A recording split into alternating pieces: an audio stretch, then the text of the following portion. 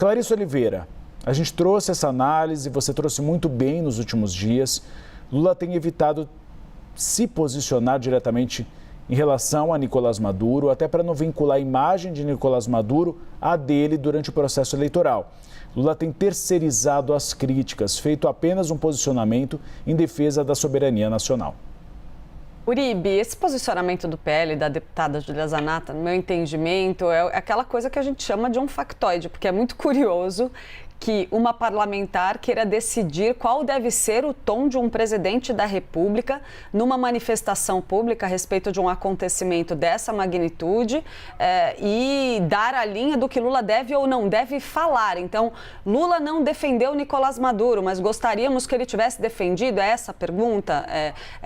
O presidente Lula deve explicar se ele queria defender Maduro e não defendeu, ou criticar Nicolás Maduro e não defendeu, ou criticar mais fortemente a posição dos Estados Unidos e assim por diante.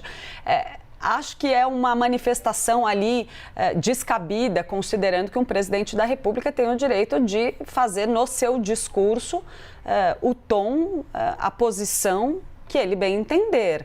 Agora, cabe sim, claro, à oposição ou ao governo terem a sua manifestação, o seu entendimento e a sua opinião sobre o que o presidente diz.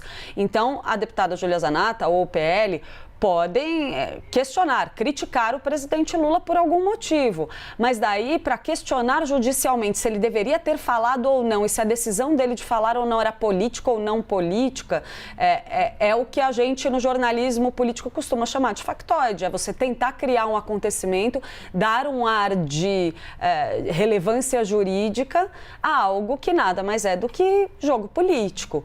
O objetivo aí é tentar acirrar a narrativa de proximidade do presidente Lula com Nicolás Maduro, uma proximidade esta que sim existiu com muita intensidade no passado, que não é do interesse do presidente Lula manifestá-la neste momento, ele que inclusive não reconheceu a eleição de Nicolás Maduro, que se perpetuou no poder, fraudando ali os resultados da votação e permaneceu nessa cadeira. O governo brasileiro não reconheceu a vitória de Maduro.